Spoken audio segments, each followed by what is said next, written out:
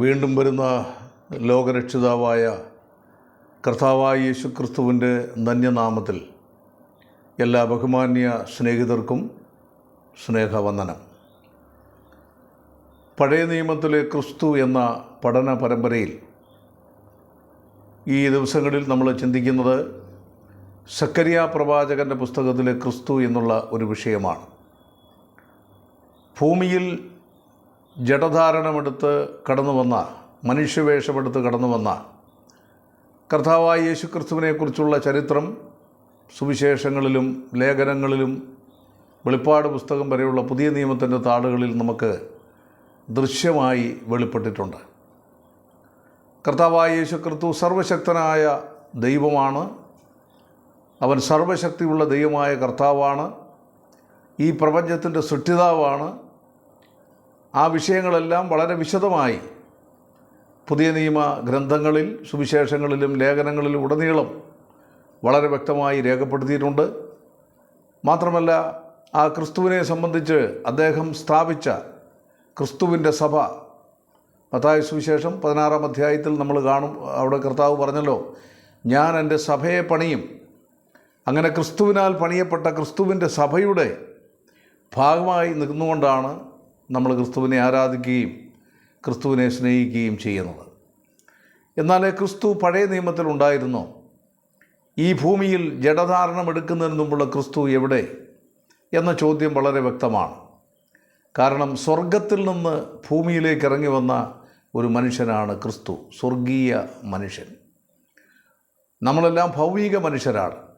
Eden തോട്ടത്തിൽ ആദാമിനെയും ദൈവം സൃഷ്ടിച്ചത് നിലത്തെ പൊടിയിൽ നിന്നാണ്, മണ്ണിൽ നിന്നാണ്. ആ മണ്ണിൽ നിന്ന് എടുക്കപ്പെട്ട മനുഷ്യരാണ് നമ്മളെല്ലാവരും. അതുകൊണ്ടാണ് നമ്മൾ മരിച്ചാൽ നമ്മുടെ ശരീരം മണ്ണിലേക്ക് അലിഞ്ഞു ചേരുന്നത്. ഇത് മണ്ണായതുകൊണ്ടാണ്. എന്നാൽ ഈ ശരീരത്തെ ദൈവം സൃഷ്ടിച്ചിട്ട് അതിലൊരാത്മാവിനെ സൃഷ്ടിച്ചാക്കി. ആ ആത്മാവും ശരീരവും ജീവനും ചേരുന്നതാണ് ഒരു മനുഷ്യൻ. ദേഹം, ദേഹി, ആത്മാവ്. ഈ ഭൂമിയിലെ മൃഗങ്ങൾക്ക് ജീവനും ശരീരവും മാത്രമേ ഉള്ളൂ. എന്നാൽ മനുഷ്യന് ഒരാത്മാവുണ്ട്. അവൻ്റെ വ്യക്തിത്വം കുടികൊള്ളുന്നത് ആത്മാവിലാണ്. അതുകൊണ്ടാണ് മനുഷ്യൻ ചിന്തിക്കാൻ കഴിയുന്നത്, പ്രവർത്തിക്കാൻ കഴിയുന്നത്. ഈ പ്രപഞ്ചത്തിൻ്റെ പരമോന്നതമായ സ്ഥാനങ്ങളിൽ കൈയാളുവാൻ മനുഷ്യന് ദൈവം എല്ലാ അധികാരവും കൊടുത്തിരിക്കുകയാണ്. ഈ പ്രപഞ്ചത്തിനെ കീഴടക്കുവാനുള്ള അധികാരം വരെ മനുഷ്യൻ്റെ കയ്യിലാണ്. മനുഷ്യൻ ചന്ദ്രനിൽ പോകുന്നതോ നക്ഷത്രങ്ങളിൽ കൂടുകൂട്ടുന്നതോ ഒന്നും അത്ര വലിയ അതിശയോക്തിയുള്ള കാര്യമല്ല. അത്രമാത്രം അസാധാരണമായ കഴിവിൻ്റെ ഉറവിടമായിട്ടാണ് മനുഷ്യനെ ദൈവം സൃഷ്ടിച്ചത്. ദൈവത്തിൻ്റെ ജ്ഞാനം, ദൈവത്തിൻ്റെ സ്നേഹം, ദൈവത്തിൻ്റെ കരുണ ഇതെല്ലാം നൽകിയാണ് മനുഷ്യനെ ദൈവം സൃഷ്ടിച്ചത്. എന്നാൽ എന്തുകൊണ്ട് മനുഷ്യനിങ്ങനെ അധർമ്മത്തിലേക്ക് വീഴുന്നു? എന്തുകൊണ്ട് ഇങ്ങനെ ദുരന്തത്തിലേക്ക് പെട്ടുപോകുന്നു? ഈ ചോദ്യം വളരെ പ്രസക്തമാണ്.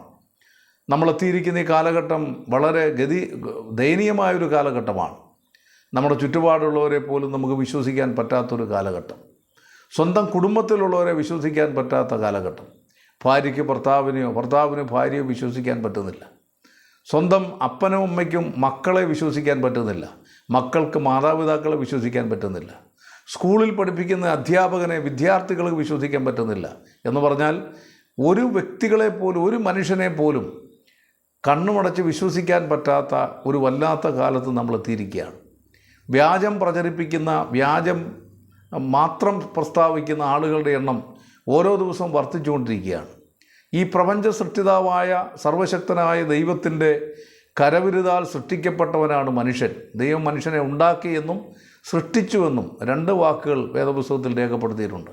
അത് രണ്ടും ശരിയാണ്.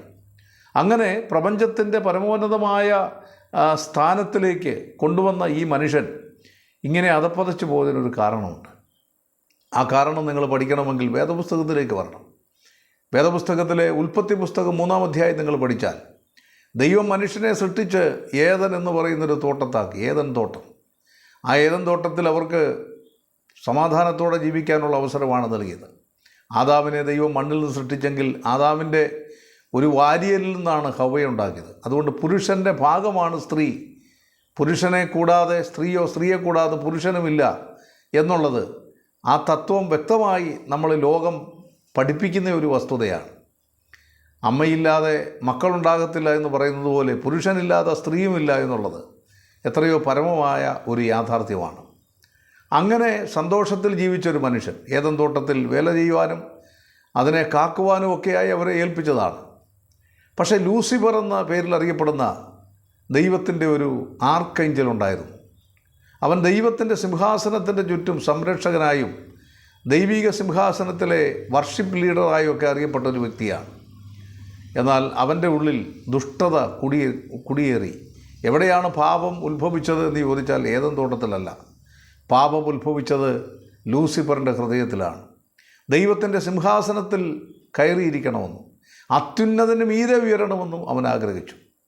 ദൈവം 100 എന്നൊരു സംഖ്യയെന്ന് സങ്കല്പിച്ചാൽ ആ 100-നൊരിക്കലും 100-നെ സൃഷ്ടിക്കാൻ പറ്റില്ല.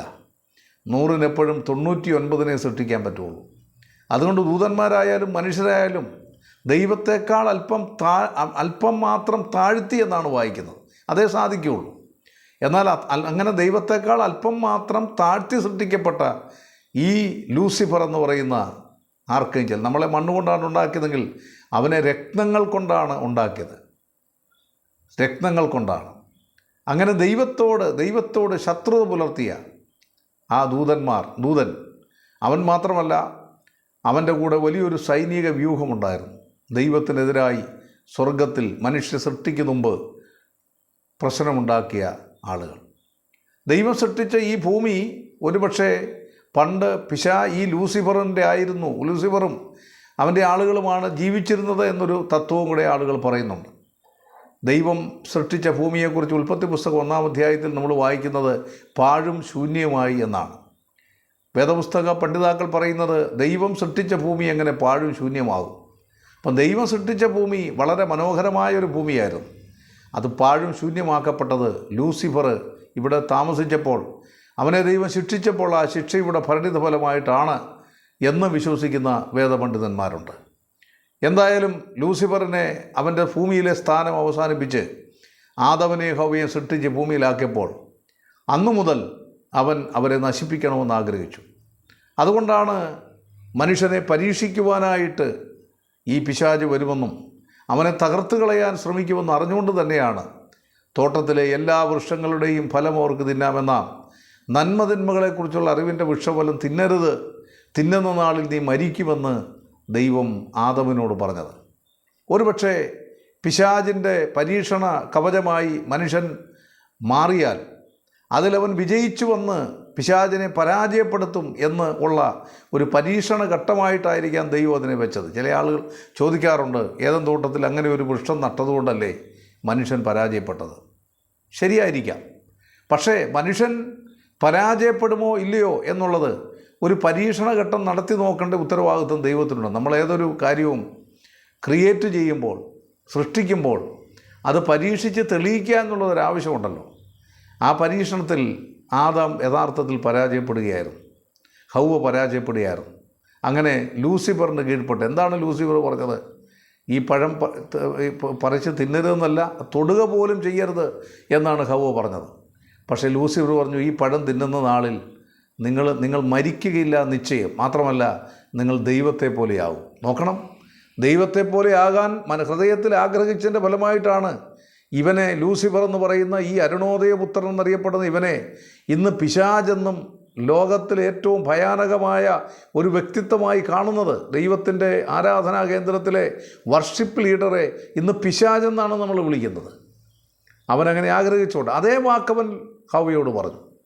അവളതിന് ചെവി കൊടുത്തു. അതിൻ്റെ അനന്തരഫലമായി മനുഷ്യൻ പാപത്തിലേക്ക് വീണു. പഴം പറിച്ച് അവൾ മാത്രം തിന്നുകയല്ല, ഭർത്താവിനും കൊടുത്തു. കാരണം അവൾ തന്നെ ദൈവമായാൽ പോരല്ലോ, ഭർത്താവിനെയും കൂടെ ദൈവമാക്കട്ടെ. അങ്ങനെയാണ് ആദ്യ മനുഷ്യൻ പരാജയപ്പെട്ടത്. എന്നാൽ ദൈവം ആ പരാജയപ്പെട്ട മനുഷ്യനെ ഉപേക്ഷിച്ച് കളയാൻ തയ്യാറായില്ല. ഏദൻ തോട്ടത്തിൽ നിന്ന് അവരെ പുറത്താക്കി. കാരണം അത് പുറത്താക്കിയത് അവിടെ ജീവൻ്റെ വൃക്ഷമുണ്ട്. ആ ജീവവൃക്ഷത്തിൻ്റെ ഫലം മനുഷ്യൻ തിന്നാൽ അവൻ എന്നേക്കും ജീവിച്ചിരിക്കും. ദൈവം പറഞ്ഞത് പാപം ചെയ്യുന്ന നാളിൽ നീ മരിക്കുമെന്നാണ്. മരണം ഒരു അനുഗ്രഹമാണ്. കാരണം എന്തെന്ന് ചോദിച്ചാൽ ഈ ദുഷ്ടതയും ശാപവും കയ്പും എല്ലാം പ്രവർത്തിച്ച ഒരു മനുഷ്യന് 930 നമുക്കറിയാം 1000-ഓളം അടുത്ത വർഷങ്ങളാണ് ആദ്യ മനുഷ്യൻ ജീവിച്ചുകൊണ്ടിരുന്നത്. നോഹയ്ക്ക് മുമ്പുള്ള മനുഷ്യൻ ജീവിച്ചുകൊണ്ട് നിങ്ങൾക്കറിയാം, ഉൽപ്പത്തി പുസ്തകത്തിൽ ഇത് രേഖപ്പെടുത്തിയിട്ടുണ്ട്. പിന്നീട് നോഹയ്ക്ക് ശേഷം മനുഷ്യൻ്റെ ആയുസ് ദൈവം 120 വയസ്സായി കുറച്ചു എന്നുള്ളൊരു യാഥാർത്ഥ്യമാണ്. പിന്നീട് ദുഷ്ടതകൾ വർദ്ധിക്കുന്നതനുസരിച്ച് ആയുസ് കുറഞ്ഞു വരുന്നു നമുക്ക് കാണാൻ സാധിക്കും. അപ്പം മനുഷ്യന് ദൈവം കൊടുത്ത ശിക്ഷയാണ് മരണം. എബ്രായ ലേഖനത്തിൽ പൗലോസ് അത് വെളിപ്പെടുത്തിയിട്ടുണ്ട്. ഒരിക്കൽ മരിക്കുകയും പിന്നെ ന്യായവിധിയും ദൈവം മനുഷ്യർക്കായി നിയമിച്ചിരിക്കുന്നു. അങ്ങനെ മരണത്തിന് വിധേയപ്പെട്ട, പാപത്തിന് വിധേയപ്പെട്ട മനുഷ്യൻ അവൻ്റെ ഉള്ളിലാണ് അധർമ്മമുണ്ടായത്. ഏക മനുഷ്യനാൽ പാപവും പാപത്താൽ മരണവും ലോകത്തിൽ കടന്നു പോകുന്ന ദൈവത്തിൻ്റെ വചനം പറയുന്നു. ആദാമിൻ്റെ 2 മക്കളിൽ ഒരാൾ കൊല്ലപ്പെട്ടു. ആദാം മരിച്ചത് 930 വയസ്സ് ചെന്നപ്പോഴാണ്. പാപം ചെയ്യുന്ന നാളിൽ നീ മരിക്കുമെന്ന് പറഞ്ഞത് ആത്മീയമായ മരണമാണ്. ദൈവവും മനുഷ്യനും തമ്മിലുള്ള ആ ബന്ധം അവിടെ അറ്റുപോയി. എന്നാൽ അവൻ ശാരീരികമായി മരിച്ചത് 930 വർഷമാണ്. എന്നാൽ ദൈവവും മനുഷ്യനും തമ്മിലുള്ള ബന്ധം അറ്റതിൻ്റെ ഫലമായി ദൈവവുമായിട്ട് ബന്ധമില്ലാത്ത കയീൻ എന്ന മകൻ അദ്ദേഹത്തിൻ്റെ സ്വന്തം അനുജനായ ഹാബേലിനെ കൊന്നു. ആദ്യത്തെ മരണവാർത്ത ആദാമിൻ്റെയും ഹവ്വയുടെയും ചെവിയിലാണ് എത്തിയത്. അന്നു മുതൽ മരണത്തിനടിമപ്പെട്ട് മനുഷ്യൻ ഈ ലോകത്ത് ജീവിച്ചുകൊണ്ടിരിക്കുകയാണ്. എൻ്റെ പ്രിയപ്പെട്ടവരെ, അങ്ങനെ പാപവും അധർമ്മവും ഒക്കെ ചെയ്ത് ജീവിക്കുന്ന ഈ മനുഷ്യൻ അവന് ദൈവം വെച്ചിരിക്കുന്ന ന്യായവിധിയിൽ നിന്ന് ഒരിക്കലും രക്ഷപ്പെടാൻ കഴിയില്ല. കാരണം ഒരിക്കൽ മരിക്കുമെന്നുള്ളൊരു യാഥാർത്ഥ്യമാണെങ്കിൽ ആ ന്യായവിധിയിലേക്ക് മനുഷ്യൻ പോയേ മതിയാവുള്ളൂ. എന്നാൽ ആ ന്യായവിധിയിൽ നിന്ന് മനുഷ്യൻ രക്ഷിക്കാൻ ദൈവം ആഗ്രഹിച്ചു. ഇത് ഉൽപ്പത്തി മുതൽ നമ്മൾ കാണുന്നൊരു കാര്യമാണ്. ഏദൻ പൂങ്കാവനത്തിൽ പാപം ചെയ്ത മനുഷ്യൻ ദൈവത്തിൽ നിന്ന് ഓടി ഒളിക്കുകയാണ്. ദൈവം മനുഷ്യനിൽ നിന്ന് ഓടി ഒളിക്കുകയല്ല, ദൈവത്തിൽ നിന്ന് മനുഷ്യൻ ഓടി ഒളിക്കുകയാണ്. തങ്ങൾ നഗ്നരെന്നവർ തിരിച്ചറിഞ്ഞു. കാരണം വിശുദ്ധിയുടെ ദൈവതേജസ്സിൻ്റെ വസ്ത്രം ധരിപ്പിച്ചാണ് മനുഷ്യനെ ദൈവം സൃഷ്ടിച്ചത്. എന്നാൽ പാപം ചെയ്തപ്പോൾ ആ ദൈവതേജസ് നഷ്ടപ്പെട്ടു. റോമാലേഖനം 3-ാം അധ്യായത്തിൻ്റെ 23-ാം വാക്യത്തിൽ പൗലോസ് പറയുന്നുണ്ട്, ഒരു വ്യത്യാസവുമില്ല, എല്ലാവരും പാപം ചെയ്ത് ദൈവ തേജസ് ഇല്ലാത്തവരായി തീർന്നു. ദൈവ തേജസ്സിൻ്റെ വസ്ത്രം ധരിച്ച് ജീവിച്ച മനുഷ്യൻ ആ ദൈവ തേജസ് നഷ്ടപ്പെട്ടപ്പോൾ അവൻ നഗ്നനാണെന്ന് തിരിച്ചറിഞ്ഞ് അവൻ അത്തിയില കൊണ്ട് വസ്ത്രമുണ്ടാക്കാനായിട്ട് ശ്രമിച്ചു. എന്നാൽ ഏദൻ തോട്ടത്തിൽ ആദ്യമായി ഒരു മൃഗത്തെ ബലിയാക്കി അതിൻ്റെ തോലെടുത്ത് മനുഷ്യനെ ദൈവം ഉടുപ്പിക്കുകയാണ്. മനുഷ്യൻ്റെ സംരക്ഷണത്തിന് ആദ്യമായി ഒരു ആട്ടിൻകുട്ടി അറുക്കപ്പെട്ടത് ഏദൻ തോട്ടത്തിലാണ് എന്ന് ഞാൻ വിചാരിക്കുന്നു. പിന്നീട് ആടുകളുടെയും കാളക്കിടാങ്ങളുടെയൊക്കെ രക്തം ചൊരിഞ്ഞാണ് പാപപരിഹാരത്തിനുള്ള പ്രക്രിയകൾ യഹൂദമതം ഉൾപ്പെടെയുള്ള മതങ്ങൾ അല്ലെങ്കിൽ പുരാതന പിതാക്കന്മാരൊക്കെ ചെയ്തുകൊണ്ടിരുന്നത്. എന്തിനു വേണ്ടിയാണ് ഈ ആട്ടുകുട്ടികളെയും കാളക്കിടാങ്ങളെയും ഒക്കെ യാഗമാക്കി തീർത്തത്? വെളിപ്പാട് പുസ്തകത്തിൽ രേഖപ്പെടുത്തിയിട്ടുണ്ട്, ലോകസ്ഥാപനം മുതൽ അറുക്കപ്പെട്ട ദൈവത്തിൻ്റെ കുഞ്ഞാട് അത് കർത്താവായ യേശു ക്രിസ്തുവായ ആണ്. വീണുപോയ മനുഷ്യനെ വീണ്ടെടുക്കുവാൻ ദൈവം കണ്ടെത്തിയ മാർഗമാണ് ദൈവപുത്രനായ യേശു ക്രിസ്തു. മനുഷ്യൻ പാപം ചെയ്ത് പാപത്തിൻ്റെ അനന്തരഫലമായി ദുരിതത്തിൽ ജീവിക്കുന്ന മനുഷ്യന് ഒരാൾക്ക് പോലും പാപത്തിൽ നിന്ന് രക്ഷപ്പെടാൻ പറ്റാത്തതുകൊണ്ട് പാപിക്കൊരിക്കലും പാപിയെ രക്ഷിപ്പാനായിട്ട് കഴിയില്ല. കർത്താവ് ഒരിക്കൽ പറഞ്ഞല്ലോ, കുരുടനെ വഴി കാണിച്ചാൽ 2 പേരും ഒരുപോലെ കുഴിയിൽ വീഴും. അങ്ങനെ പാപത്തിൽ ജീവിക്കുന്ന മനുഷ്യനെ ആ പാപത്തിൽ നിന്ന് രക്ഷിക്കാൻ ആഗ്രഹിച്ചുകൊണ്ട് ദൈവമെടുത്ത തീരുമാനമാണ് യേശു ക്രിസ്തു. യോഹന്നാൻ സുവിശേഷം 3:16 നമ്മൾ വായിക്കുന്നത്, തൻ്റെ ഏകജാതനായ പുത്രൻ വിശ്വസിക്കുന്ന ഏവനും നശിച്ചു പോകാതെ നിത്യജീവൻ പ്രാപിക്കേണ്ടതിന് ദൈവം അവനെ നൽകുവാൻ തക്കവണ്ണം ലോകത്തെ സ്നേഹിച്ചു. 2025 വർഷങ്ങൾക്ക് മുമ്പ് ഈ ലോകത്തിൻ്റെ മധ്യഭാഗം എന്നറിയപ്പെടുന്ന പാലസ്തീനിൽ നസ്രത്തിലെ ഒരു പാവപ്പെട്ട പെൺകുട്ടിക്ക് ദൈവദൂതൻ പ്രത്യക്ഷപ്പെട്ട് പറഞ്ഞു, മറിയെ, നീ ഗർഭം ധരിച്ച് ഒരു മകനെ പ്രസവിക്കും. അവൻ തൻ്റെ ജനത്തെ അവരുടെ പാപങ്ങളിൽ നിന്ന് രക്ഷിപ്പാനിരിപ്പുണ്ട്. നീ അവന് യേശു എന്ന് പേർ വിളിക്കണം. ദൈവത്തെക്കുറിച്ചുള്ള സങ്കല്പങ്ങളും വിചാരങ്ങളും ആശയങ്ങളും ഒക്കെ ആയി നൂറ്റാണ്ടുകളായി മനുഷ്യൻ പോയപ്പോൾ ദൈവം മനുഷ്യനായി ലോകത്തിൽ വരുന്ന വ്യക്തി എന്ന നിലയിൽ യേശു എന്ന പേരിൽ ദൈവം മനുഷ്യനായി ഈ ലോകത്തിലേക്ക് വരികയാണ്. മറിയ ചോദിച്ചു, ഞാൻ പുരുഷനെ അറിയായെങ്കിൽ ഇതെങ്ങനെ സംഭവിക്കുന്നത്? ദൂതൻ ഉത്തരം പറഞ്ഞു, പരിശുദ്ധാത്മാവ് നിൻ്റെ മേൽ വരും, അത്യുന്നതൻ്റെ ശക്തി നിൻ്റെ മേൽ നിഴലിടും. ആകയാൽ ഉത്ഭവിക്കുന്ന വിശുദ്ധ പ്രജ ദൈവപുത്രനെന്ന് വിളിക്കപ്പെടും. യേശു ദൈവപുത്രനാണ്. അവൻ ജനിച്ചത് പരിശുദ്ധാത്മാവിലാണ്. ലോകത്തിൽ ഒരു വിശുദ്ധ പ്രജയെ സമ്മാനിച്ച ഒരാളാണ് യേശുവിൻ്റെ അമ്മയായ മറിയ. അതുകൊണ്ടാണ് ലോകം മുഴുവൻ അവളെ ഭാഗ്യവതി എന്ന് വിളിക്കുന്നത്. എൻ്റെ പ്രിയപ്പെട്ടവരെ, ലോകത്തിലുള്ള എല്ലാ ഹവ്വ മുതൽ ഇങ്ങോട്ട് ഇനി അവസാനമായി ലോകത്തിൽ ഉണ്ടാകാൻ പോകുന്ന സ്ത്രീ വരെ പ്രസവിക്കുന്ന കുഞ്ഞുങ്ങൾ എന്താണ് ദാവീദ് പറഞ്ഞത്? പാപത്തിൽ എൻ്റെ അമ്മ എന്നെ ഗർഭം ധരിച്ചു.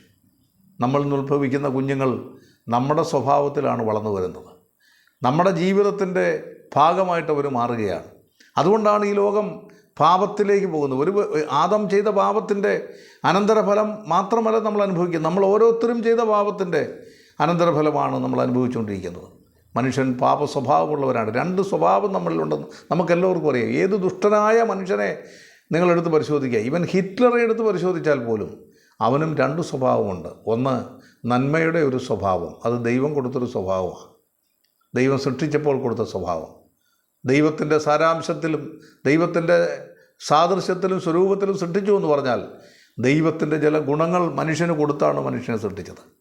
അങ്ങനെ ദൈവത്താൽ സൃഷ്ടിക്കപ്പെട്ട മനുഷ്യൻ്റെ നന്മയുടെ ഗുണങ്ങൾക്കൊപ്പം തിന്മയുടെ ഗുണം അവനുണ്ടായി. നന്മ തിന്മകളെക്കുറിച്ചുള്ള അറിവിൻ്റെ വൃക്ഷത്തിൻ്റെ ഫലം തിന്നതോടുകൂടെ അവൻ്റെ ഉള്ളിൽ തിന്മ ഉടലെടുത്തു. ആ തിന്മയുടെ പ്രകടനമാണ് നമ്മൾ കണ്ടുകൊണ്ടിരിക്കുന്നത് ഇന്നും ലോകത്തിൽ. അതുകൊണ്ട് തന്നെ പ്രിയപ്പെട്ടവരെ, ആ തിന്മയുടെ അനന്തരഫലമാണ് പാപം. ആ പാപത്തിൻ്റെ ശമ്പളമാണ് മരണം. ആ മരണം കൊണ്ട് ചരിത്രം അവസാനിക്കത്തില്ല. മരണത്തിനപ്പുറത്തൊരു ന്യായവിധിയുണ്ട്. മരണം ബലഹീനമായൊരു ശരീരത്തിൽ നമ്മൾ അധിവസിക്കുന്നതുകൊണ്ടാണ് നമുക്കെല്ലാവർക്കും അറിയാം. ദൈവം വിധിച്ച ഒരു ന്യായവിധിയാണത്. സാങ്കേതികമായി എത്രമാത്രം മനുഷ്യനിന്ന് വളർന്നു, ശാസ്ത്രം വളർന്നു, പക്ഷേ മരണമെന്ന 3 അക്ഷരത്തിൽ നമുക്ക് രക്ഷപ്പെടാൻ കഴിയാത്തത് അത് ദൈവം നിയമിച്ചതുകൊണ്ടാണ് എന്നുള്ളത് വളരെ വ്യക്തമാണ്. എന്നാൽ മരണത്തിനപ്പുറത്ത് മനുഷ്യനെ കാത്തിരിക്കുന്നത് ഭയങ്കരമായ ന്യായവിധിയാണ്. നിങ്ങൾ ഇന്ന് രാത്രി മരിച്ചാൽ നിങ്ങൾ പോകുന്നത് നിത്യ നരകത്തിലേക്കാണ്, ന്യായവിധിയിലേക്കാണ്. വെളിപ്പാട് പുസ്തകം 20-ാം അധ്യായത്തിൻ്റെ 11 മുതൽ 15 വരെയുള്ള വാക്യം വായിക്കുന്നത്, ജീവപുസ്തകത്തിൽ പേരെഴുതി കാണാത്ത ഏവനെയും തീവ് തള്ളിയിടും. ലൂക്കോസിൻ്റെ സുവിശേഷം 16-ാം അധ്യായത്തിൽ 2 മനുഷ്യരുടെ ചരിത്രം കർത്താവ് പറഞ്ഞു. ഒരു കഥയല്ല, അതൊരു ചരിത്രമാണ്. ലാസറും ധനവാനും. ധനവാൻ്റെ പേര് വേദപുസ്തകത്തിൽ രേഖപ്പെടുത്തിയിട്ടില്ല, കാരണം അവൻ്റെ പേര് സ്വർഗത്തിലില്ലാത്തതുകൊണ്ടാണ് രേഖപ്പെടുത്താത്തത്. എന്നാൽ ലാസർ എന്ന് പറഞ്ഞ ഒരു കുഷ്ഠരോഗിയായ ദരിദ്രൻ്റെ പേര് ജീവൻ്റെ പുസ്തകത്തിലുണ്ട്. ലാസർ ജീവിച്ചത് ഈ ധനവാൻ്റെ പടിവാതുക്കലാണ്, ധനവാൻ്റെ വീടിൻ്റെ ഗേറ്റിൻ്റെ അടുക്കലാണ്.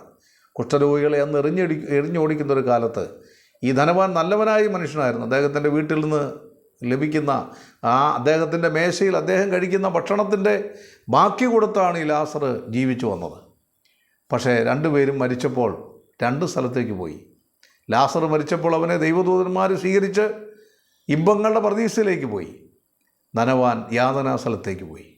അവിടെ കിടന്നുകൊണ്ട് അബ്രഹാമിൻ്റെ മടിയിലിരിക്കുന്ന ലാസറിനെ അവൻ കണ്ടു. യാതനാസ്ഥലത്ത് ജാലയിൽ കിടന്ന് വേദന അനുഭവിച്ച് അവൻ്റെ ആത്മാവ് പറയുകയാണ്, എൻ്റെ നാവ് അണ്ണാക്കോട് പറ്റുന്നു, ലാസറിനെ ഇങ്ങോട്ട് അയച്ച് ഒരു തുള്ളി വെള്ളമെങ്കിലും എനിക്ക് തരണം. നിത്യത മുഴുവൻ ദാഹിച്ചു വരണ്ട് കിടക്കുന്ന ഒരവസ്ഥ എത്ര ഭയാനകമാണ്. മരണമില്ല, മരണത്തിനപ്പുറത്ത് പിന്നെ മരണമില്ലാത്ത അവസ്ഥയാണ്. അബ്രഹാം പിതാവ് പറഞ്ഞു, നമുക്ക് മുമ്പിൽ വലിയൊരു പിളർപ്പുണ്ടാക്കിയിരിക്കുക, ഇവിടുന്ന് ആർക്കും അങ്ങോട്ടും അവിടുന്ന് ആർക്കും ഇങ്ങോട്ട് വരാൻ പറ്റില്ല. ഇതിൽപ്പെട്ടവരെ, മരണത്തിന് മുമ്പ് നിങ്ങൾ എവിടെ പോകണമെന്ന് തീരുമാനിക്കണം. നിങ്ങൾ സ്വർഗത്തിൽ പോകണോ അതോ നരകത്തിൽ പോകണോ നിങ്ങളാണ് തീരുമാനിക്കേണ്ടത്.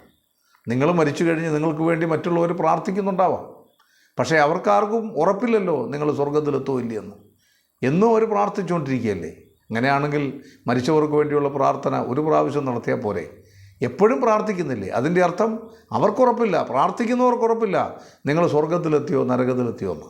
ഞാനൊരു കാര്യം പറയാം, ഈ ഭൂമിയിൽ പാപിയായി ജീവിക്കുന്നൊരു മനുഷ്യൻ മരണത്തെ അഭിമുഖീകരിക്കുന്നവനാണെങ്കിൽ ആ മരണത്തിനപ്പുറത്ത് നിങ്ങൾ ഏത് മതത്തിൽപ്പെട്ടവരാണെങ്കിലും ഏത് ജാതിയിൽപ്പെട്ടവരാണെങ്കിലും ഈ നിത്യ നരകത്തിലേക്ക് പോയേ മതിയാവും. ദൈവത്തിന് മതമില്ല കേട്ടോ, ദൈവത്തിന് ജാതിയില്ല. മതം മാറുന്നതുകൊണ്ടോ പേര് മാറുന്നതുകൊണ്ടോ ഒരാൾ സ്വർഗത്തിൽ പോകുന്നു ബൈബിൾ പഠിപ്പിക്കുന്നില്ല. ദൈവം ഈ ലോകത്തിലുള്ള എല്ലാ മനുഷ്യരെയും ഒരുപോലെയാണ് സ്നേഹിക്കുന്നത്. 2 മനുഷ്യരിൽ നിന്ന് ഉത്ഭവിച്ചവരാണ് ഈ ലോകത്തിലെ മുഴുവൻ മനുഷ്യരും. അതുകൊണ്ട് ദൈവം എല്ലാവരും ഒരുപോലെ സ്നേഹിക്കുന്നത്. തൻ്റെ ഏകജാതനായ പുത്രൻ വിശ്വസിക്കുന്ന ഏവനും നശിച്ചു പോകാതെ നിത്യജീവൻ പ്രാപിക്കേണ്ടതിന് ദൈവം അവനെ നൽകുവാൻ തക്കവണ്ണം ലോകത്തെ സ്നേഹിച്ചു. ക്രിസ്തു 33 വർഷക്കാലം ഈ ലോകത്ത് ജീവിച്ചു. അവനെക്കുറിച്ച് രേഖപ്പെടുത്തിയിരിക്കുന്നത്, അവൻ പാപം ചെയ്തിട്ടില്ല, അവൻ്റെ വായിൽ വഞ്ചനയൊന്നും ഉണ്ടായിരുന്നില്ല, അവൻ പാപം അറിഞ്ഞിട്ടില്ല. പിതാവായ ദൈവം പറഞ്ഞു, ഇവൻ എൻ്റെ പ്രിയപുത്രൻ, ഇവന് ഞാൻ പ്രസാദിച്ചിരിക്കുന്നു. ക്രിസ്തു പല നിലകളിൽ സാക്ഷ്യം പ്രാപിച്ച ആളാണ്. എന്നാൽ മരണത്തിന് മുമ്പ് അദ്ദേഹം നിയമപരമായി വിചാരണ നേരിട്ട ആളാണ്. 6 കോടതികളിൽ വിസ്തരിക്കപ്പെട്ടു. 3 മതകോടതികളിൽ, 3 നിയമകോടതികളിൽ. ആ കോടതികളെല്ലാം പറഞ്ഞു, ഈ മനുഷ്യൻ്റെ പേര് ഞാൻ ഒരു കുറ്റവും കാണുന്നില്ല. റോമൻ നിയമമെന്ന് പറയുന്നത് 1000 കുറ്റവാളികൾ രക്ഷപ്പെട്ടാലും ഒരു നിരപരാധി പോലും ശിക്ഷിക്കപ്പെടരുതെന്നാണ്. എന്നാൽ പരമോന്നത നീതിപീഠത്തിൻ്റെ ആളായ പീലാത്തോസ് എന്ന് പറയുന്ന ഗവർണർ ഈ മനുഷ്യൻ്റെ പേരിൽ ഒരു കുറ്റവും ഞാൻ കാണുന്നില്ലെന്ന് പറഞ്ഞിട്ടും എന്തിനാണ് ക്രിസ്തുവിനെ ക്രൂശിക്കാൻ ഏൽപ്പിച്ചത്? അതിക്രൂരന്മാരായ കുറ്റവാളികൾ കൊടുക്കുന്ന ഭയാനകമായ ശിക്ഷയായിരുന്നു ക്രൂശീകരണം. യഹൂദന്മാർ വിശ്വസിച്ചിരുന്നത് ക്രൂശിന്മേൽ തൂങ്ങുന്നവനെല്ലാം ശപിക്കപ്പെട്ടവനെന്നാണ്. ഗോഗുൽത്താ മലമുകളിൽ മരത്തിൽ തൂങ്ങി ഒരാൾ കിടക്കുമ്പോൾ ആ വഴിയെ പോകുന്നവർ പോലും അവനെ തിരിഞ്ഞു നോക്കാറില്ല. ഒരാളെ ക്രൂശിക്ക് കൊണ്ടുപോയാൽ അവൻ്റെ കുടുംബക്കാരോ ബന്ധുക്കാരോ ആരും അവൻ്റെ പുറകെ ചെല്ലത്തില്ല. ക്രൂശിക്കുന്നവനെ അവൻ്റെ കാലൊടിച്ച് ഗൾക്കുഴിയിൽ, തലയോട്ടിടമെന്ന കുഴിയിലേക്ക്, ദുഷ്ടന്മാരുടെ ശവക്കുഴിയിലേക്ക് എറിയുകയാണ് പതിവ്. അവിടെ എന്തിനാണ് ക്രിസ്തുവിനെ ക്രൂശിച്ചത്? പീലാത്തോസെ എന്തിനാണ് ക്രിസ്തുവിനെ ക്രൂശിച്ചത്? അയക്കതിൻ്റെ ഉത്തരം അറിയത്തില്ല. എന്നാൽ വേദപുസ്തകത്തിന് ഉത്തരം പറയുന്നുണ്ട്. യേശു ക്രിസ്തുവിൻ്റെ ജനനത്തിന് 750 വർഷങ്ങൾക്ക് മുമ്പ് യെശയ്യാ പ്രവാചകൻ ഇങ്ങനെ പറയുന്നു: നാം എല്ലാവരും ആടുകളെപ്പോലെ തെറ്റിപ്പോയിരുന്നു, എന്നാൽ യഹോവ നമ്മുടെ എല്ലാവരുടെയും അകൃത്യം അവൻ്റെ മേൽ ചുമത്തി. അവൻ നമ്മുടെ അകൃത്യം നിമിത്തം മുറിവേറ്റും നമ്മുടെ അതിക്രമങ്ങൾ നിമിത്തം തകർന്നു വിരിക്കുന്ന വ്യക്തിയാണ്. നമ്മുടെ സമാധാനത്തിനായുള്ള ശിക്ഷ അവൻ്റെ മേലായി. എന്തിനാണ് ക്രിസ്തു മരിച്ചത്? പൗലോസ് പറഞ്ഞു, പാപം അറിയാത്തവനെ നാം അവനിൽ ദൈവത്തിൻ്റെ നീതിയാകേണ്ടതിന് അവൻ നമുക്ക് വേണ്ടി പാപമാക്കി. പത്രോസ് പറഞ്ഞു, അവൻ തൻ്റെ ശരീരത്തിൽ നമ്മുടെ പാപങ്ങളെ ചുമന്നുകൊണ്ട് ക്രൂശന്മേൽ കയറി. ഒരിക്കൽ മരിക്കുകയും പിന്നെ ന്യായവിധിയും ദൈവം മനുഷ്യർക്ക് നിയമിച്ചിരിക്കാൻ ക്രിസ്തുവും അങ്ങനെ തന്നെ അനേകരുടെ പാപങ്ങളെ ചുമപ്പാൻ ഒരിക്കൽ അർപ്പിക്കപ്പെട്ടു എന്ന് പൗലോസ് എബ്രായ ലേഖനത്തിൽ രേഖപ്പെടുത്തിയിട്ടുണ്ട്. എൻ്റെയും നിങ്ങളുടെയും പാപങ്ങൾക്ക് വേണ്ടിയാണ് ക്രിസ്തു ക്രൂശിൽ മരിച്ചത്. സഹോദര സഹോദരി, നിങ്ങൾക്ക് വേണ്ടി ആരെങ്കിലും ഈ ലോകത്ത് മരിച്ചിട്ടുണ്ടെങ്കിൽ അത് കർത്താവായ യേശു ക്രിസ്തു മാത്രമാണ്. നിങ്ങൾ തലകൊണ്ട് ചെയ്ത പാപത്തിന് വേണ്ടി അവൻ്റെ തലയിൽ മുൾക്കിരീടം വയ്ക്കപ്പെട്ടു. നിങ്ങൾ കൈകൊണ്ട് ചെയ്ത പാപത്തിന് വേണ്ടി അവൻ്റെ കൈകാലുകൾ തുളയ്ക്കപ്പെട്ടു. നിങ്ങൾ ശരീരം കൊണ്ട് ചെയ്ത പാപത്തിന് വേണ്ടി ശരീരം മുഴുവൻ ഉഴവുചാലുകൾ പോലെ കീറപ്പെട്ടു. നിങ്ങൾ ഹൃദയം കൊണ്ട് ചെയ്ത പാപത്തിന് അവൻ്റെ വിലാപ്പുറം കുത്തി തുറന്നു. യേശു ക്രിസ്തു ഇന്ന് മരിച്ചവൻ മാത്രമല്ല, ലോകത്തിലെ എല്ലാവരുടെയും കല്ലറകൾ അടഞ്ഞു കിടക്കുകയാണ്. ലോകത്തിലെ എല്ലാ മഹാരഥന്മാരുടെയും കല്ലറ അടഞ്ഞു കിടക്കുക. എന്നാൽ ലോകത്തിൽ തുറക്കപ്പെട്ട ഒരേ ഒരു കല്ലറയുണ്ടെങ്കിൽ അത് ഞങ്ങൾ പ്രസംഗിക്കുന്ന കർത്താവായ യേശു ക്രിസ്തുവിൻ്റെ കല്ലറയാണ്. ആ കല്ലറയുടെ പുറത്ത് എഴുതി വെച്ചിട്ടുണ്ട്. നിങ്ങൾക്ക് സാഹചര്യമുണ്ടെങ്കിൽ പോയി കാണാം. അവനിവിടെയില്ല, അവൻ ഉയർത്തെഴുന്നേറ്റിരിക്കുന്നു. ഞങ്ങൾ വിശ്വസിക്കുന്നത് മരിച്ച ഒരു ക്രിസ്തുവിലല്ല, ഉയർത്തെഴുന്നേറ്റ് ജീവിക്കുന്ന ക്രിസ്തുവാണ്. ബൈബിൾ പഠിപ്പിക്കുന്നത് നിങ്ങൾക്ക് സ്വർഗത്തിൽ പോകാനുള്ള ഏക വഴി കർത്താവായ യേശു ക്രിസ്തുവാണ്. യേശു ക്രിസ്തു തന്നെയാണെന്ന് പറഞ്ഞത്. ഞാൻ തന്നെ വഴിയും സത്യവും ജീവനുമാണ്, ഞാൻ മുഖാന്തരമല്ലാതെ ആരും പിതാവിൻ്റെ അടുക്കലെത്തില്ല. I am the way and the truth and the life. അതുകൊണ്ട് ആ ക്രിസ്തുവാണ് നിങ്ങളുടെ രക്ഷകൻ, ക്രിസ്തുവാണ് നിങ്ങളുടെ രക്ഷിതാവ്, ക്രിസ്തുവാണ് നിങ്ങൾക്ക് വേണ്ടി മരിച്ചത്. ഇതൊരു മതം മാറ്റത്തിൻ്റെ സന്ദേശമല്ല, പേരുമാറ്റത്തിൻ്റെ സന്ദേശമല്ല. നിങ്ങൾ ഏത് മതത്തിൽ വിശ്വസിക്കുന്നോ, ഏത് ജാതിയിൽ വിശ്വസിക്കുന്നുള്ള ദൈവത്തിന് വിഷയമല്ല. നിങ്ങളുടെ പാപങ്ങളുടെ പരിഹാരത്തിന് വേണ്ടി മരിച്ച ഏക വ്യക്തി ക്രിസ്തുവാണ്.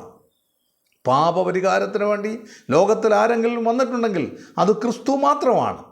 വിശുദ്ധ യോഹന്നാന്റെ സുവിശേഷം 1-ാം അധ്യായത്തിൻ്റെ 12-ാം വാക്യത്തിൽ ഇങ്ങനെ വായിക്കുന്നു: യേശു ക്രിസ്തുവിനെ സ്വീകരിച്ച് അവൻ്റെ നാമത്തിൽ വിശ്വസിക്കുന്ന ഏവർക്കും ദൈവമക്കളാകാൻ ദൈവം അധികാരം കൊടുത്തിരിക്കുന്നു. ഈ പകൽക്കാലം ഈ വിഷയം, ഈ രാത്രി ഈ ക്ലാസ് ഇന്നു മുതൽ ആരംഭിക്കുമ്പോൾ സഖറിയാ പ്രവചനത്തിലെ 1-ാം അധ്യായത്തിലെ ക്രിസ്തു വീണ്ടെടുപ്പുകാരനായ ക്രിസ്തുവാണ്. ചുവന്ന കുതിരപ്പുറത്ത് വരുന്ന വീണ്ടെടുപ്പുകാരനായ ക്രിസ്തു. ഞാനത് വിശദീകരിക്കാം മുന്നോട്ടുള്ള ക്ലാസ്സുകളിൽ. ഇന്ന് രാത്രി ഞാൻ പറയട്ടെ, എന്നെയും നിങ്ങളെയും വീണ്ടെടുക്കാൻ, പാപത്തിൻ്റെ പരിഹാരത്തിന് വേണ്ടി ക്രൂശിന്മേൽ യാഗമായി തീർന്ന, മരിച്ച് അടക്കപ്പെട്ട ഉയർത്തെഴുന്നേറ്റ ജീവിക്കുന്ന ക്രിസ്തു നിങ്ങളോടുകൂടെ ജീവിക്കാൻ ആഗ്രഹിക്കുന്ന ക്രിസ്തുവാണ്. നിങ്ങളുടെ ചെറിയ വീടുകളിലേക്ക്, നിങ്ങളുടെ ചെറിയ ജീവിതത്തിലേക്ക്, നിങ്ങളുടെ ജീവിതം എത്ര ഭയങ്കരമാണെങ്കിലും, എത്ര വലിയ പാപത്തിൻ്റെ ചെളിയിൽ നിങ്ങൾ ജീവിക്കുന്നവരാണെങ്കിലും നിങ്ങളെ രക്ഷിക്കാൻ യേശു ക്രിസ്തുവിനെ കൊണ്ട് കഴിയും. നിങ്ങൾക്ക് സ്വയം പാപത്തിൽ നിന്ന് രക്ഷപ്പെടാൻ കഴിയില്ല സുഹൃത്തെ. നിങ്ങളുടെ മദ്യപാനം, പുകവലി, നിങ്ങളെ ബാധിച്ചിരിക്കുന്ന എന്തെല്ലാം പാപമാണോ അതിൽ നിങ്ങൾക്ക് സ്വയം രക്ഷപ്പെടാൻ കഴിയില്ല. എന്നാൽ കർത്താവിന് നിങ്ങളെ രക്ഷിക്കാൻ കഴിയും. വേദപുസ്തകം പറയുന്നത് ഒരുവൻ ക്രിസ്തുവിലായാൽ അവൻ പുതിയ സൃഷ്ടി എന്നാണ്. മദ്യപാനം കൊണ്ട് പൊറുതുമുറ്റിയ എത്രയോ കുടുംബങ്ങൾ, ആത്മഹത്യയ്ക്ക് വേണ്ടി ആഗ്രഹിച്ചിരുന്ന എത്രയോ ആളുകൾ ക്രിസ്തു ജീവിതത്തിലേക്ക് വന്നപ്പോൾ അവർക്ക് മാറ്റമുണ്ടായി. അവരിന്ന് സമാധാനത്തോടെ ജീവിക്കുന്നു. കർത്താവ് പറഞ്ഞു, എൻ്റെ സമാധാനം ഞാൻ നിങ്ങൾക്ക് നൽകും. ക്രിസ്തുവിനെ ഹൃദയത്തിൽ സ്വീകരിക്കുന്ന ഒരാളോട് കർത്താവ് പറയുന്നത്, ലോകാവസാനത്തോളം എല്ലാ നാളും ഞാൻ നിങ്ങളോട് കൂടിയുണ്ട്. ക്രിസ്തുവിനെ സ്വീകരിക്കുന്ന ഒരാളോട് കർത്താവ് പറയുന്നത്, ഞാൻ ഒരു നാളും നിന്നെ കൈവിടത്തില്ല, ഉപേക്ഷിക്കത്തില്ല. അത്യുന്നതൻ്റെ മറവിൽ വസിക്കാൻ, സർവശക്തൻ്റെ നിഴലിൻ കീഴിൽ പാർക്കാൻ, ദൈവത്തെ ആശ്രയമാക്കി കൊണ്ട് നടക്കാൻ കഴിയുന്ന, ക്രിസ്തീയ ജീവിതത്തിലേക്ക് നിങ്ങൾക്ക് പ്രവേശിക്കുവാൻ ക്രിസ്തു നിങ്ങളുടെ ഹൃദയത്തിലേക്ക് വരണം. വെളിപ്പാട് പുസ്തകത്തിൽ സഭയോട് ബന്ധപ്പെട്ട് നൽകുന്നൊരു ഉപദേശമാണെങ്കിലും അവിടെ ഒരു വാക്ക് പ്രത്യേകം ശ്രദ്ധിക്കണം. കണ്ടാലും നിൻ്റെ ഹൃദയവാതിക്കൽ ഞാൻ മുട്ടുന്നു, ആരെങ്കിലും എൻ്റെ ശബ്ദം കേട്ട് വാതിൽ തുറന്നാൽ ഞാൻ അവനോടും അവൻ എന്നോടും കൂടെ അത്താഴം കഴിക്കും. ഞാൻ ഈ രാത്രി ഈ ക്ലാസ് ഇവിടെ അവസാനിപ്പിക്കുമ്പോൾ ഇതുവരെയും ഈ ക്രിസ്തുവിനെ ഹൃദയത്തിൽ സ്വീകരിക്കാത്ത ആരെങ്കിലും ഉണ്ടെങ്കിൽ, ഞാൻ മതം മാറുന്ന കാര്യമോ സഭ മാറുന്ന കാര്യമോ അല്ല പറഞ്ഞത്, ക്രിസ്തു നിങ്ങളുടെ ഹൃദയത്തിലേക്ക് വരണം, നിങ്ങളുടെ ജീവിതത്തിലേക്ക് വരണം. ഈ വിശുദ്ധ വേദപുസ്തകത്തിലെ വചനം നിങ്ങളുടെ ജീവിതത്തിൻ്റെ വചനമായി മാറണം. നിങ്ങളുടെ സ്വഭാവങ്ങൾക്ക് മാറ്റമുണ്ടാകണം. നിങ്ങൾ സമൂഹത്തെ സ്നേഹിക്കുന്നവരായി മാറണം, സമൂഹത്തിന് വേണ്ടി പ്രവർത്തിക്കുന്നവരായി മാറണം. തിന്മയുടെ സ്വഭാവം നിങ്ങളൊന്ന് മാറണം, നന്മയുടെ സ്വഭാവം നിങ്ങളുടെ ഉള്ളിലേക്ക് ഇറങ്ങി വരണം. ആ നന്മയുടെ ഒരു ജീവിതം നിങ്ങൾ ഈ ഭൂമിയിൽ ജീവിക്കുമ്പോൾ നിങ്ങൾ ലോകത്തിന് വെളിച്ചമാകും. യേശുക്രിസ്തു തൻ്റെ ശിഷ്യന്മാരോട് പറഞ്ഞ അങ്ങനെയാണ്, you are the light of the world. നിങ്ങൾ ലോകത്തിൻ്റെ ഇരുട്ടാണെന്നല്ല. ഇന്ന് ക്രിസ്തുവിനെ തള്ളിപ്പറഞ്ഞ ഒരു യഹൂദനെ നമ്മൾ കാണുന്നുണ്ടല്ലേ, ഇസ്രായേലിനെ. വലിയ ആധികാരികതയൊന്നും അവർക്ക് വേണ്ടി പറയാനില്ല. അവരെത്ര ക്രൂരതയാണെന്ന് കാണിച്ചുകൊണ്ടിരിക്കുന്നത് നമുക്കറിയാം. എത്രയോ പാവപ്പെട്ട ആളുകളെ അവർ കൊന്നൊടുക്കിക്കൊണ്ടിരിക്കുകയാണ്. ഇസ്രായേലിനെ ദൈവം ഒരിക്കലും തള്ളിക്കളയത്തില്ലെന്നുള്ളൊരു യാഥാർത്ഥ്യമാണെങ്കിലും ഇന്നത്തെ യഹൂദൻ ഇങ്ങനെ അധപ്പതിച്ചു പോയത് അവർ ക്രിസ്തുവിനെ തള്ളിപ്പറഞ്ഞുകൊണ്ടാണ്. അന്ത്യകാലത്ത് സകല ജാതികൾക്കും ഒരു ഭാരമുള്ള കല്ലായി ഞാൻ അവരെ മാറ്റുമെന്ന് ദൈവം പറഞ്ഞത് അക്ഷരാർത്ഥത്തിൽ നിന്ന് നടന്നുകൊണ്ടിരിക്കുകയാണ്. എന്നാൽ ഞാനൊരു കാര്യം പറയട്ടെ, നിങ്ങൾ ആരാണെങ്കിലും, നിങ്ങൾ എത്ര വലിയ കുടുംബാവിയാണെങ്കിലും നിങ്ങളുടെ പാവങ്ങൾക്ക് പരിഹാരമുണ്ടാക്കാൻ കഴിയുന്ന ഒരു ക്രിസ്തു ജീവിച്ചിരിക്കുന്നു. അവൻ മരിച്ചവനല്ല, അവൻ ക്രൂശിൽ മരിച്ചത് നിങ്ങളുടെ പാവങ്ങളുടെ പ്രായശ്ചിത്തത്തിന് വേണ്ടിയാണ്. നിങ്ങളുടെ പാപത്തിൻ്റെ ശിക്ഷയാണ് ക്രിസ്തു ഏറ്റെടുത്തത്. യേശു ക്രിസ്തു ക്രൂശിൽ മരിച്ചതുകൊണ്ട് ഇനി പാപത്തിൻ്റെ പേരിൽ ഒരാൾ പോലും നരകത്തിൽ പോകേണ്ട കാര്യമില്ല. എന്നാൽ ദൈവത്തിൻ്റെ വചനം ആവശ്യപ്പെടുന്നത് മാനസാന്തരപ്പെടണം. പത്രോസ് തൻ്റെ ആദ്യ പ്രസംഗത്തിൽ ചുറ്റുപാടും വന്ന ആളുകൾ അവരോട് ഞങ്ങൾ എന്ത് ചെയ്യണമെന്ന് ചോദിച്ചപ്പോൾ അദ്ദേഹം പറഞ്ഞു, നിങ്ങൾ മാനസാന്തരപ്പെടണം, നിങ്ങളുടെ പാപങ്ങളിൽ നിന്ന് മാനസാന്തരപ്പെടണം. യാതനാസ്ഥലത്ത് കിടക്കുന്ന ആ ധനവാൻ അവിടെ കിടന്ന് അവന് പറയുന്നത് അവൻ മാനസാന്തരപ്പെടാഞ്ഞുകൊണ്ടാണ് അവിടെ വന്നതെന്ന് അവൻ പറഞ്ഞ വാക്കുകൾ, അവൻ പറഞ്ഞ വാക്കുകളുടെ വരികൾക്കിടയിൽ നമ്മൾ ശ്രദ്ധിച്ചാൽ മനസ്സിലാകും. അവന് മാനസാന്തരപ്പെടാൻ പറ്റിയില്ല. പാപത്തിൽ നിന്ന് വേർപെട്ട് ജീവിക്കാൻ നിങ്ങൾക്ക് ആഗ്രഹമുണ്ടെങ്കിൽ, നിങ്ങളുടെ മദ്യപാനം, പുകവലി നിങ്ങളെ ബാധിച്ച എന്തെല്ലാം പ്രശ്നമാണോ അതിൽ നിന്ന് രക്ഷപ്പെടാൻ നിങ്ങൾക്ക് ആഗ്രഹമുണ്ടെങ്കിൽ, ബൈബിൾ പറയുന്നത് രക്ഷയ്ക്കായി കാക്ഷിക്കുന്നവരെ ഞാൻ അതിലാക്കും. സുഹൃത്തെ, നിങ്ങൾ ചെയ്യേണ്ടത് ഇത്രമാത്രം. നിങ്ങൾ ആയിരിക്കുന്ന സ്ഥലത്തിരുന്നു കൊണ്ട്, നിങ്ങളുടെ മുറിയിലോ യാത്രയിലോ, നിങ്ങൾ എവിടെയാണ് എൻ്റെ വാക്ക് കേൾക്കുന്നത് എനിക്ക് അറിഞ്ഞുകൂടാ, ഇരിക്കുന്നിടത്തിരുന്നു കൊണ്ട് നിങ്ങൾ കണ്ണുകളെ അടച്ച് ഒരു വാക്ക് നീ കർത്താവിനോട് പ്രാർത്ഥിക്കുക. ഉയർത്തെഴുന്നേറ്റ ക്രിസ്തു തേജസ്വരൂപനാണ്. സൂര്യൻ ശക്തിയോടെ ജനിച്ച് പ്രകാശിക്കുന്ന മുകളുള്ളവനാണ്. ഒരു ചിത്രകാരനും അവനെ വരയ്ക്കാൻ പറ്റത്തില്ല. ലോകത്തിൽ വരച്ച ചിത്രങ്ങളൊക്കെ ഒരുപക്ഷെ ക്രിസ്തു ലോകത്തിൽ വന്ന് ചിത്രങ്ങളുടെ ഭാഗമായിട്ടായിരിക്കാം. എന്നാൽ ഇന്ന് ഉയർത്തെഴുന്നേറ്റ ക്രിസ്തുവിനെ ആർക്കും വരിക്കാൻ പറ്റത്തില്ല. പക്ഷേ നീ പ്രാർത്ഥിക്കാനായിട്ട് നിൽക്കുമ്പോൾ നിൻ്റെ മുമ്പിൽ കർത്താവുണ്ട്. അവൻ പറഞ്ഞു, 2-3 പേരുടെ നാമത്തിൽ എവിടെ കൂടിയാലും ഞാൻ അവരുടെ നടുവിലുണ്ട്. ഈ ക്രിസ്തുവിനോട് ഒരു വാക്ക് പ്രാർത്ഥിക്കാൻ മനസ്സുണ്ടോ? ഇങ്ങനെ നിങ്ങൾ പ്രാർത്ഥിക്കുക, കർത്താവായ യേശുവേ, ഞാനൊരു പാപിയാണ്, എൻ്റെ പാപത്തിന് വേണ്ടിയാണ് അവിടുന്ന് ക്രൂശിൽ മരിച്ചതെന്ന് ഞാൻ വിശ്വസിക്കുന്നു. എൻ്റെ ഹൃദയത്തിലേക്ക് അങ്ങേ എൻ്റെ രക്ഷിതാവും എൻ്റെ കർത്താവുമായും സ്വീകരിക്കുന്നു. അങ്ങേക്ക് വേണ്ടി ജീവിച്ചു കൊള്ളാമെന്ന് ഞാൻ ഉറപ്പ് തരുന്നു. ഈ പ്രാർത്ഥന പ്രാർത്ഥിച്ച് ആരെങ്കിലും ഉണ്ടെങ്കിൽ, നിങ്ങൾ ക്രിസ്തുവിനെ രക്ഷിതാവായി സ്വീകരിച്ചിട്ടുണ്ടെങ്കിൽ, ദയവായി ഈ വീഡിയോയുടെ അടിയിലുള്ള കമൻറ്റ് ബോക്സിൽ നിങ്ങൾ കമൻറ്റ് ചെയ്യുക. നിങ്ങൾക്ക് വേണ്ടി ഞങ്ങൾ പ്രാർത്ഥിക്കും. ഈ സക്കറിയ പ്രവാചകൻ്റെ പുസ്തകത്തിലെ ക്രിസ്തു എന്ന വിഷയം തുടർച്ചയായി എല്ലാ തിങ്കളാഴ്ചകളിലുമുണ്ട്. നിങ്ങൾ ശ്രദ്ധിക്കണമേ എന്ന് വിനയപുരസ്സരം അഭ്യർത്ഥിക്കുന്നു.